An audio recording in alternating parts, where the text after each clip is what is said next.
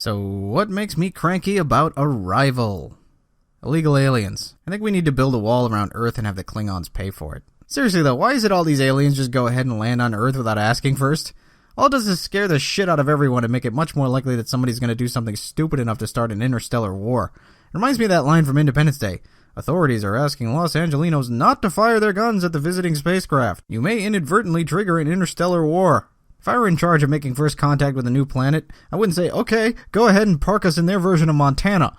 I'm going to hang out at the edge of their solar system, send a greeting, and see if I can get an invitation to land, or at least a diplomatic envoy. If they can't even do that, then I'm going to assume it's a prime directive situation where I'm dealing with a planet that is not ready to meet aliens and come back later. Then at least we could avoid this scared military wants to shoot the aliens first and do introductions later cliché.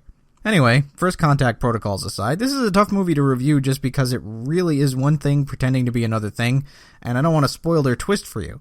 If I could get away with it, I wouldn't even say there's a twist because I think liking this movie hinges on whether or not you end up being pleasantly surprised by it. If you see it coming, or you don't particularly care for the direction it takes things, you're probably going to be put off by the movie not being exactly what it seems. Now, don't get me wrong, this isn't a bait and switch like the movie Flight, which advertised itself as being about Denzel Washington and being the most badass pilot ever, and actually turned out to be about alcoholism and addiction.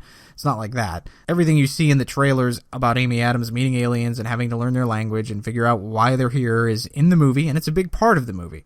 But like the best science fiction, that's all just an excuse to ask a much bigger, more philosophical question.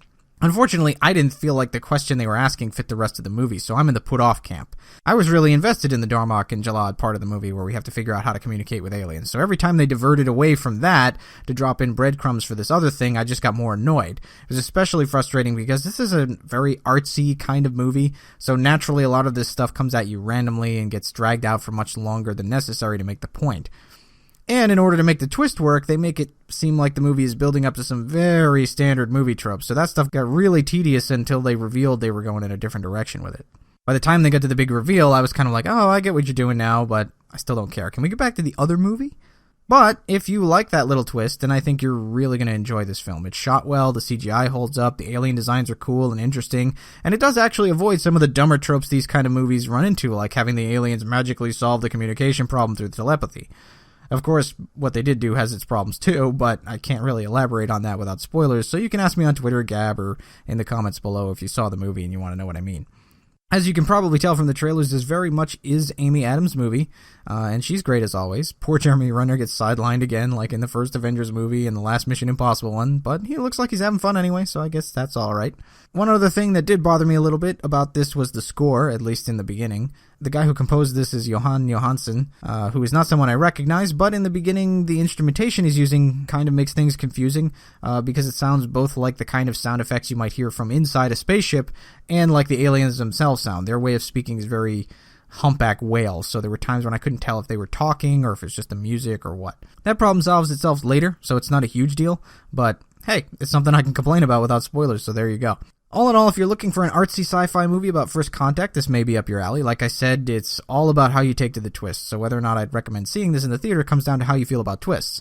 If you like them in all forms, then by all means go see it, but if the thing that really excites you about this movie is just the first contact aspect, then you might want to wait a little, because like I said, that's really not the point of this movie. And if you do go to the theater, learn some common fucking courtesy. Nobody wants to hear you rustling your popcorn bag, slurping the very last of your drink, or spending a half a fucking hour slowly unwrapping individual candies and then crinkling the wrappers. This is not your fucking living room. Shut the fuck up and let people enjoy the movie. Anyway, those are my thoughts on Arrival and assholes in the theater. What's yours? Leave a comment below, especially if you have an inconsiderate moviegoer story. I'd love to hear those.